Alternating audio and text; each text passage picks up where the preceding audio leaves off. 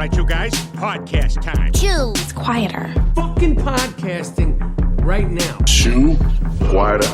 And now, to the podcast studio. Welcome back to Chew Quieter. And under unfortunate circumstances, this is our first time meeting Randy Morris from Morris Mountain. Randy, I'm sorry we have to meet on this topic, but right now there's a state bill in Alabama, State Bill 254, that is really threatening the off-road park industry. And I thought I first heard about it from my buddy Dallas. I haven't really been on social media much in the past few weeks, and he's like, "Hey, have you heard about this?" I'm like, "No." And send me some information. So he sends me a link to the bill that's being proposed, and I was like, "Hold on a minute, this just doesn't seem right." So he says, "Hey, I can get you I can connect you with some people. Maybe if you talk about it on your podcast, more people will hear about this also." So he gave me your information, and thank you, Dallas, for that. Randy, go ahead and give us a little bit of background on your park.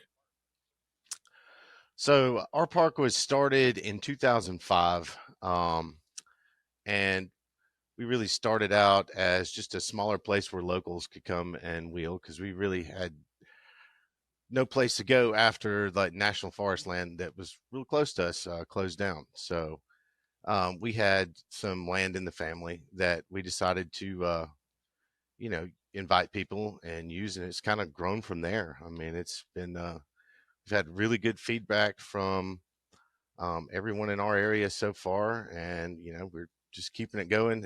As long as anyone's still coming, we're letting them come. So we've grown about, I don't know, probably as far as trail size, probably about 10% per year. So we've got about 1,300 acres right now that we've got open for people to come and ride on. And, we're just hoping to keep adding more and, have people keep coming and enjoying the property. Perfect. So the bill that has been proposed, well, let me first say this. I don't know if you've heard our podcast before, but we're not afraid to bring up tough situations or call people out. Right. The bill that's being proposed is by Senator Andrew Jones, as a Republican out of Alabama, the 10th district. I invited him on also so we can have a discussion about this, and I have not heard back from them. It's been quite a few days now. So Right. just full disclosure, this was not an attempt to just be a one-sided podcast. We did try to invite him on, but they neglected to reply. I do know that my message was received. So at this point, this is on the senator for not being here. Yeah. The state bill basically is saying, and let me pull this up so people can also see this, because this is a big deal to not only your park, but the entire state of Alabama that has parks, right? That's right. Yeah, it affects everyone.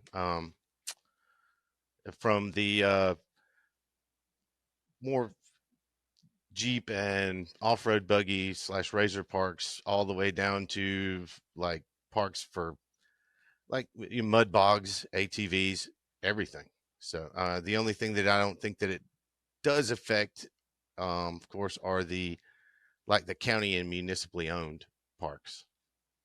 That's mainly for private owned, and we look at it as the synopsis of this bill. I'm sorry, go ahead. Oh no, we look at it as kind of like a vendetta bill against just certain parks, in his area, and then we're all going to have to end up dealing with it, unfortunately. So yeah, as we get into this, I think people will see that also. So the synopsis of this bill is: this bill would require the operator of an ATV park to obtain a permit from the county. The bill would provide for the permitting and inspection of ATV parks. And it also says this bill would provide fines for violations. it just seems to me that this is an overreach, a huge overreach. And we talked about it off air before, but I asked you, was this targeted, and is this more of a Karen complaining to someone that has political muscle? Yeah, we believe it's exactly that. Like I was saying before, as far as our county and other park owners that I've talked to in other counties besides this one, really nobody has had any problems. I mean, as far as maybe a neighbor here and there or something complain, but it's always been worked out, and it's never went to this level or even close before. So that, that's exactly what we believe this is. It's just it's targeted toward the, a singular park, but it's going to affect all of us. Do you have any idea how many complaints have been logged against the park that is actually, I don't want to say named in this whole thing, but it's Indian Mountain Park. Is that right? That's right. Yeah. Yeah. Do you have any idea how many complaints have been logged against them? I don't. I really don't. I don't have that info. As far as I know, it's not. It's very concentrated just to a couple of people that were maybe bordering the park. So I don't. It's not like a countywide, referendum on that park itself. I think it's just these few, a few loud voices that have connections. So is it new neighbors or something that are causing this? Is there development around the park or the parks that are being targeted that are kind of the basis of this? I don't think it's so much new neighbors. I think, the park is only a few years old, as I understand. So maybe they have been, the neighbors were there already. And then you have this park coming in and it kind of upset what they think that their status quo should have been. And I think then they started complaining that way. So it's really unfortunate. It is. It reminds me a lot of in Colorado. There's a speedway called Bandimere. It's a quarter-mile track that NHRA used to race at. They used to have grudge matches there. They used to invite the sheriff, police, everyone there to have these races, and they started building developments, housing around this track, and this family has had a lease for that land for 50 plus years, and they were forced this year to shut down because of so many complaints about the noise. And it's not exactly the same thing, obviously, but it just has that same tone to it to me. Right. Yeah. I think I watched something not too long ago about even Laguna Seca was going through some problems there with like noise and everything with the neighbors. And gosh, that track's world famous, so it's crazy. Right. Yeah. You build houses next to a racetrack and they complain about the racetrack. Right. Right. We had that recently here, Motorsports Park here in Arizona that shut down because they want to build new houses and it's too loud and too much traffic for the new houses. So they closed them out, eminent domain the property, and kicked them out. Yeah, it's kind of a lame brain thing for these people to just complain about something that's already been there. It just doesn't make sense to me.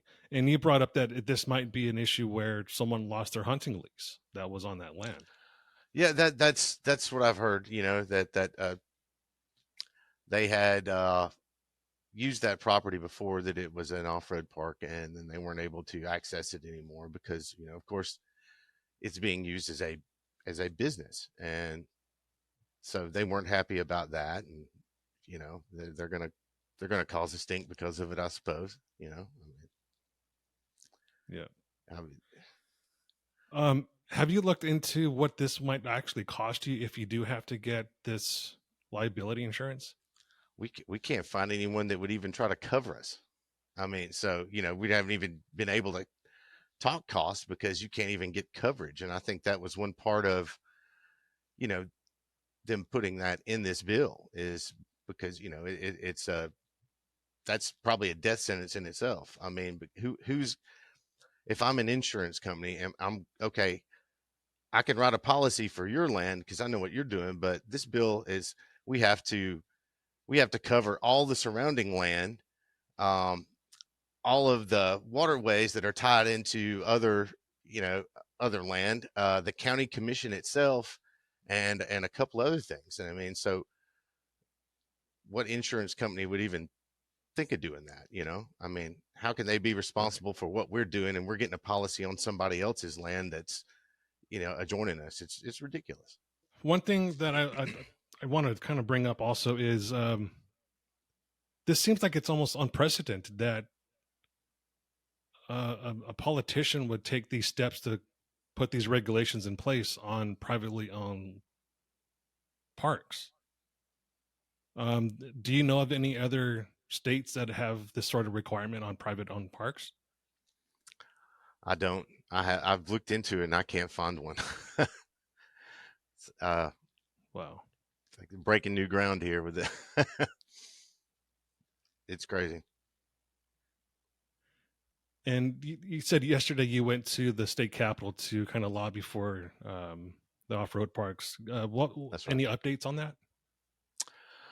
Yeah, we went. The bill was scheduled to be voted on since it got out of committee yesterday. So several park owners, industry people from the state, such as off-road shops and side by side, you know, like, you know, dealers and all, you know, a lot of people like that, and just concerned people that are into off-roading gathered there yesterday, you know, to kind of put more awareness toward the cause, you know, to stop this bill. And I guess when they saw that, you know, we were there, you know, we showed up, and we, you know, we had a good bit of support from, you know, the other senators, and they saw that it wasn't going to didn't have a good chance to pass, so they pulled it back into committee, and that's where it is right now. And I think they're adding some amendments to it to try to help pass it. So I think the next time it will be pulled back up to vote in the Senate would be this coming Tuesday, and we'll be back again. So,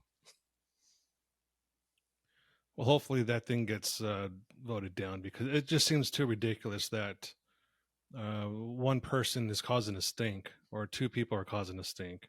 It's not right. multiple people in multiple counties or around multiple different parks within the state.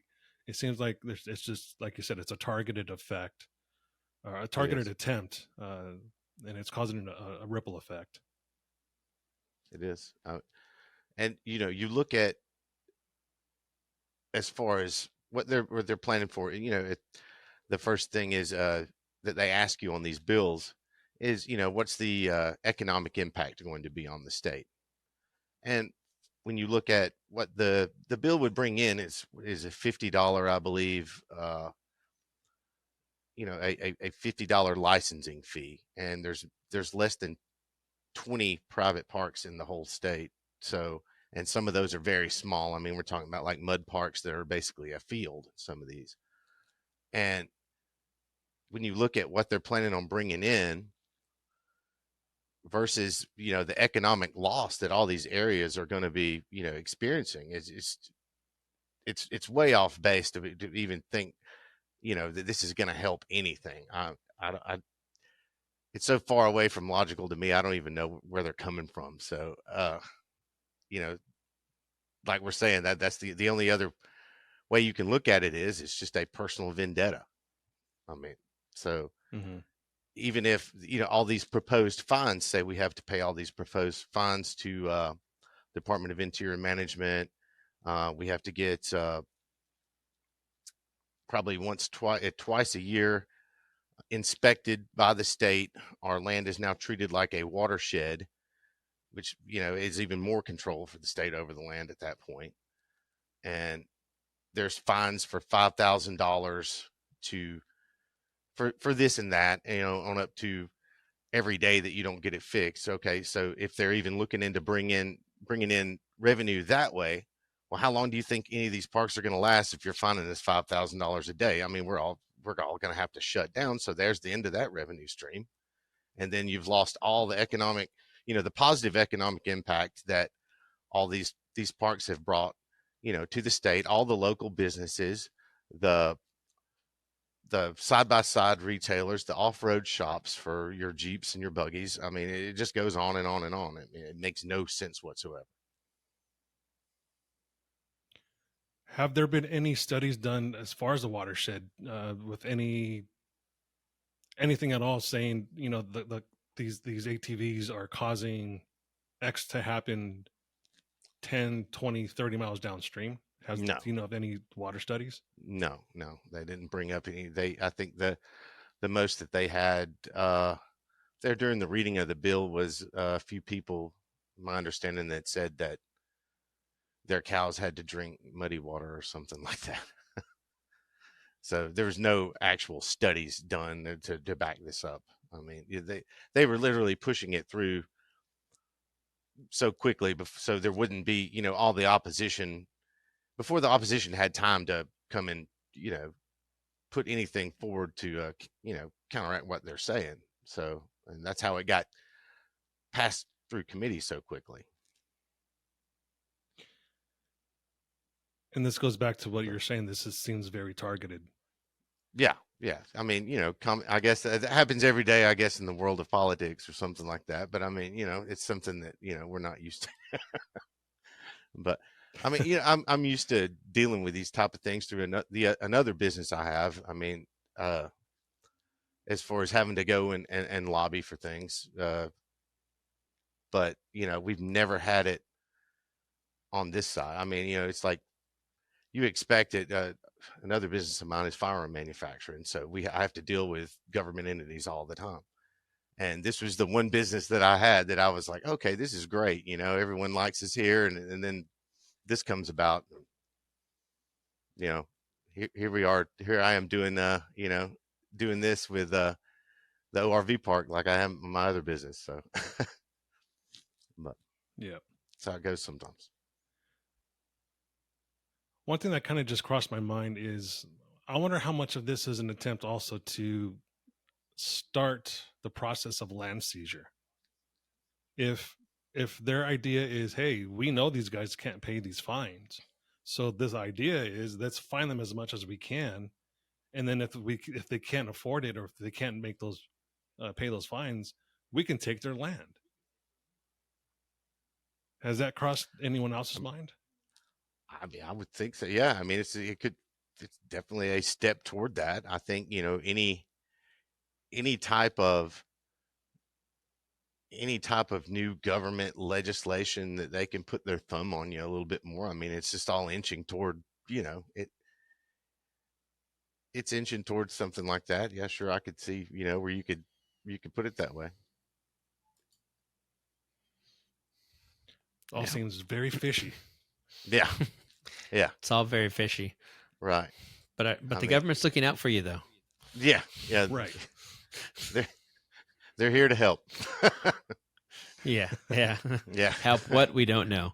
Yeah, that's right. They're helping their own pockets. Right. Yeah, but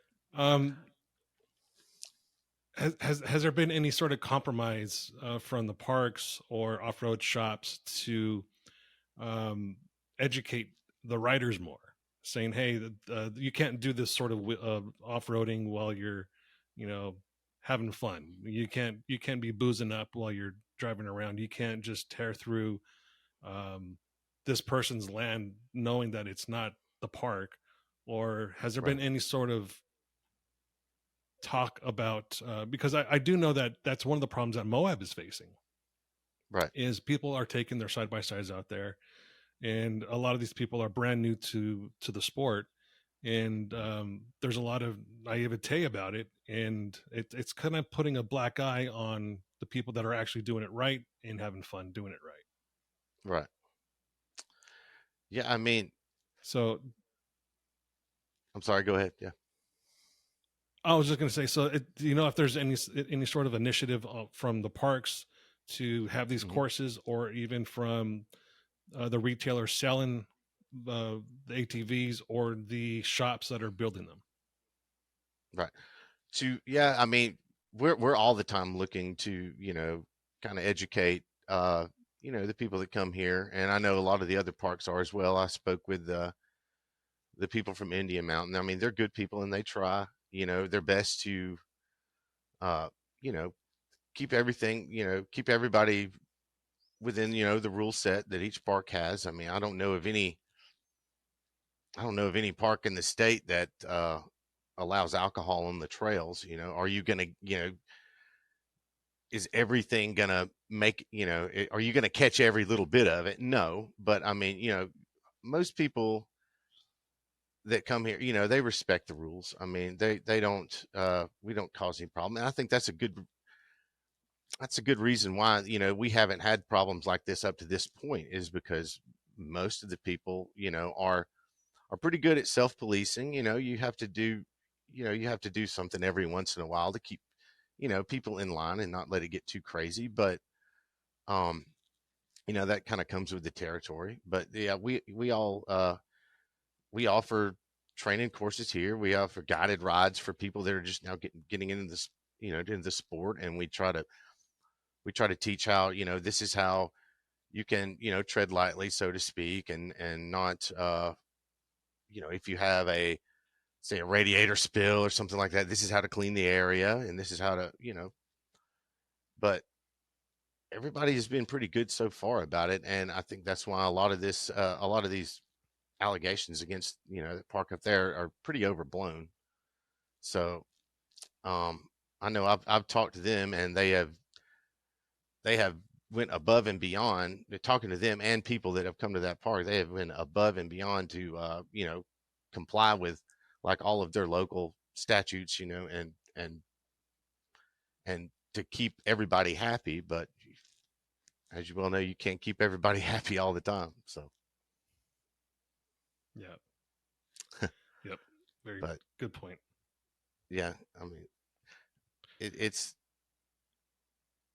I don't know, going back like to the Moab thing. I mean, I can see to where that being, public land, there's probably, I mean, which I don't know, I've never been, but you guys probably have, you could tell me. But I mean, I don't know if they have a lot of policing up there and everything. I would love to go, but hearing you guys talk about how expensive it's gotten the other day, I don't know if I could afford it, but but I mean, do they definitely time to go, like not during EJS. Right. Yeah. Yeah. You said it was cold, right? Well, it was cold, but that's when it's the most expensive, though. That's kind of yeah. everything. Yeah, I can imagine.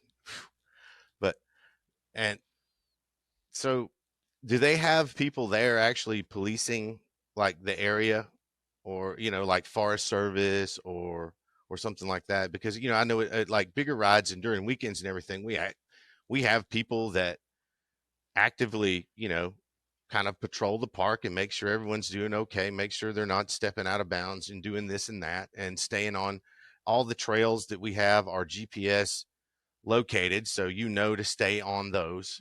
I mean, so we do as much as we can to keep off of. I mean, I think people around here have more problems with their cows getting out of their pasture on other people's land than we do with people like running up in someone's yard with a buggy or something. So, but yeah, I it's a little different. You have to imagine that in Moab there's thousands and thousands of miles of trail that go across and through different cities and different areas across everything. So patrolling would be a nightmare out there.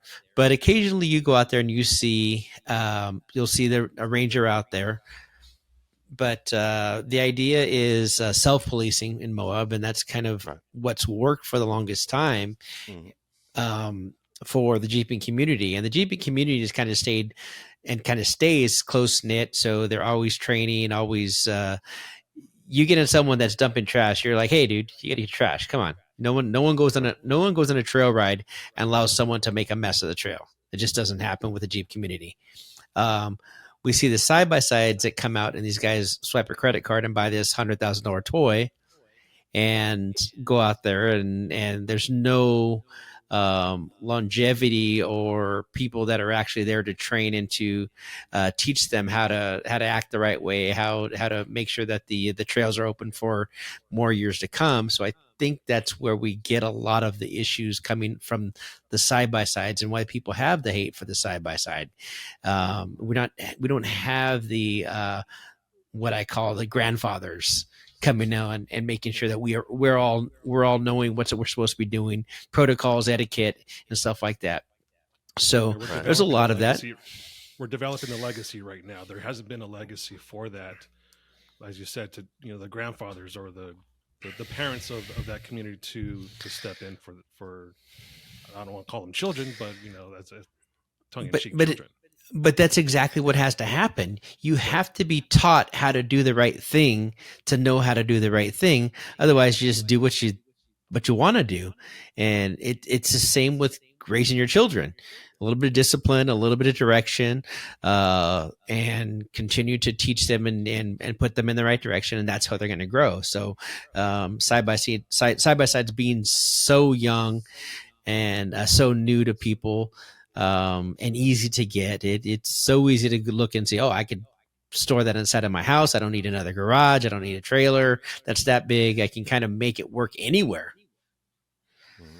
So that changes the dynamic of what the vehicle does and what the people can do with them. So it's really hard to compare places out here that are completely open to kind of a park where you're on a public, you're going from a public area to a private area. For sure. Yeah. Yeah. I think that's the main. We've seen land closures before out west. Sorry, go ahead. I'm sorry. I think that is the main difference between the two types. I mean, is you've got, we never had that in the Southeast as far as all these big tracts of land that, the public could use. And that's why these, the private parks have flourished here. Was the one the closest to me was Tellico, and they shut that down now. How long ago has it been? Over 15 years ago or more?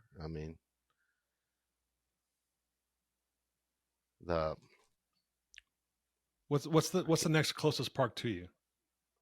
That'd be Choccolocco Mountain. Oh, okay. Yeah, in Jacksonville. So you're actually not too far from where I am in Tennessee, then. No, we're not too far. We are probably about halfway between Birmingham and Atlanta on I-20. So it's a pretty good location for us. We get a lot of people from Georgia. We get people from all over. Just this coming week, I know we have a group coming from Oklahoma. So, people come from all over the country. Well, I'm going to have to stop in one of these days and see if I can talk some of my friends to going out that way. Because I sold my Jeep a couple of years back when I was buying a house. So funny thing is, I actually thought about buying an ATV or side by side because I'm like, well, that would be a lot cheaper to off-road than buying a brand new Jeep, putting in new axles, putting in new tires, putting on new wheels, putting all this stuff that I had on my previous Jeep. I could just do that with a side-by-side. It would be so much easier. Right. It is. It makes it easy. That's when we first started this, it was all either just custom built, rock buggies or Jeeps. And now probably 50% of the business is side-by-sides. And, we're not just an only side-by-side park like a lot of these other ones are. But they're so ubiquitous now, where everyone can go up and to the dealership and go say, hey, I want, this, and you can finance it. You can get insurance on it. And it makes it more accessible for everybody. Yeah, it's easy. One thing I just one thing I just noticed is this bill specifically says ATV. Mhm.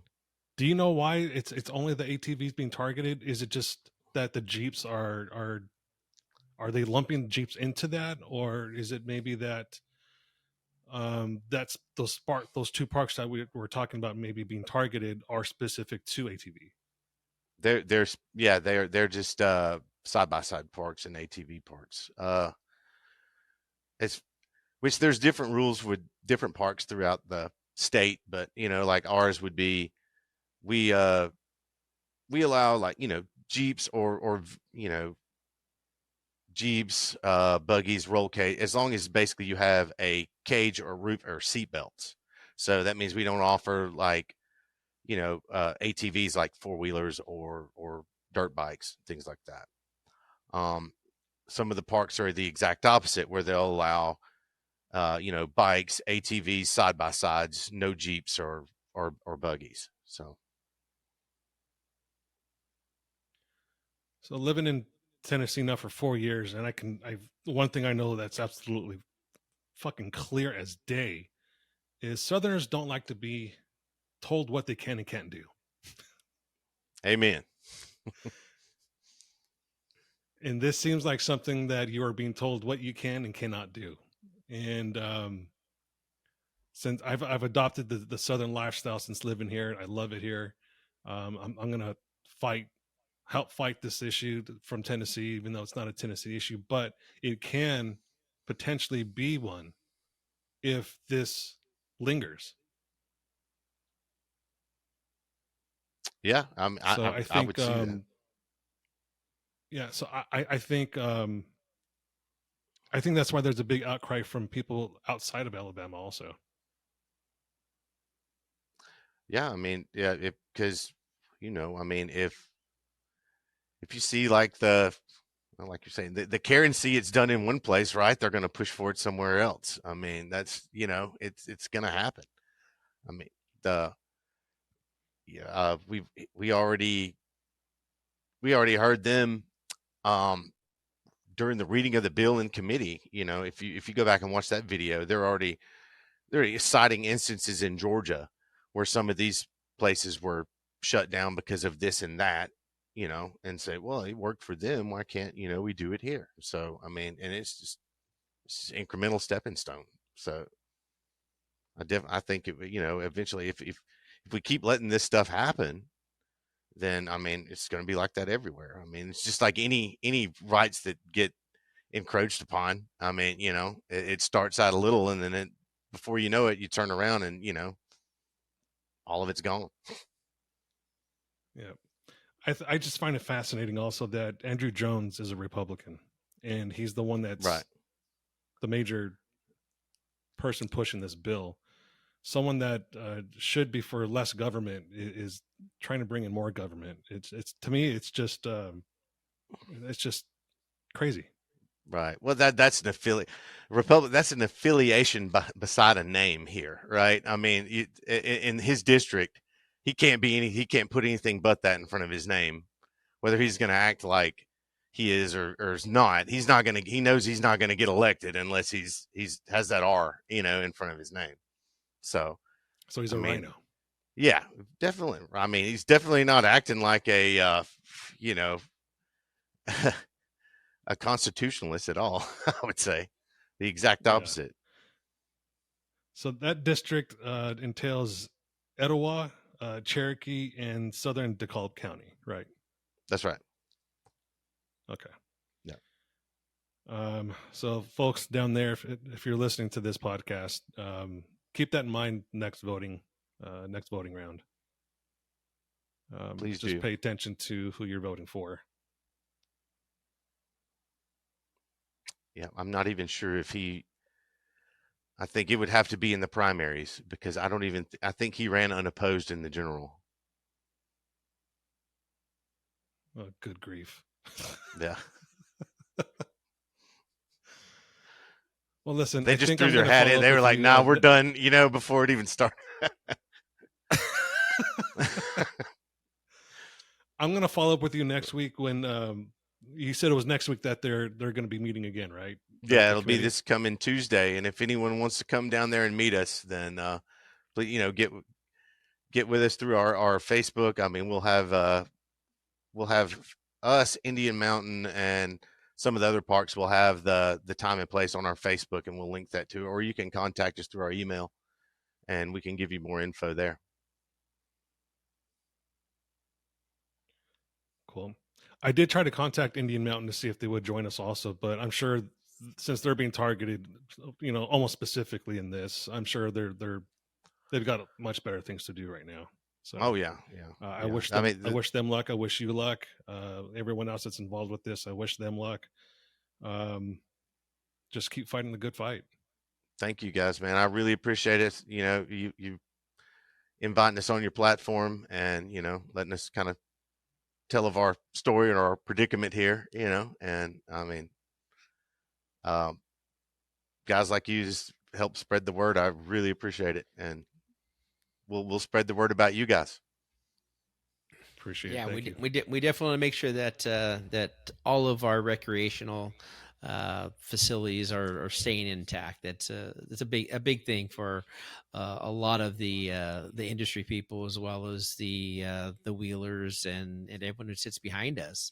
It's a big thing. It's on us right now.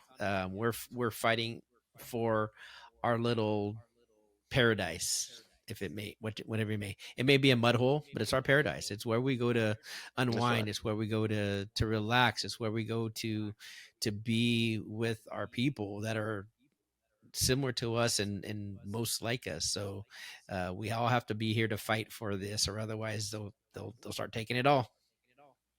Yep. That's right. Yeah, we've already seen land agree closures 100%. out west. We're seeing Moab being threatened with more trails being closed. Colorado is being threatened right now with some trail closures. I don't know how it is in Arizona, Armando. Are you guys under any threats? Nothing major yet, but you see a difference. We've talked about the range deputies out here that are going out the side by sides, so they're all getting side by sides to combat the influx of side by sides out here that are just tearing up the trails and the mountains and making their own trails. There's a lot of dangerous situations that are out there, so the range deputies are out there on patrol in side by sides, very well equipped side by sides that'll chase you down and run you down quickly. Right. So the idea for them is, we don't want to stop you from coming out here and playing. We want you to learn how to play the right way. And you'll get a ticket, and if they continue to ticket you, they'll start taking away vehicles, and I see that happening for the people that don't learn their lesson.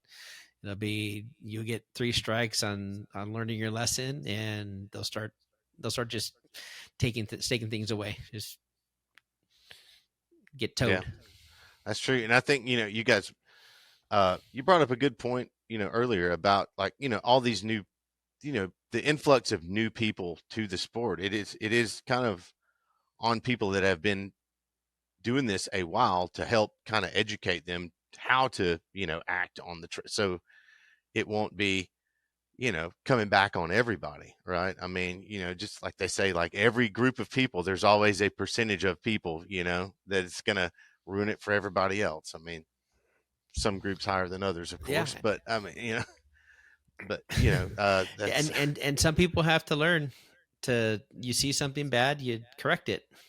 Yeah, that's right. And not feel bad about it. I mean, it's going to help us all in the long run if we're correcting poor situations.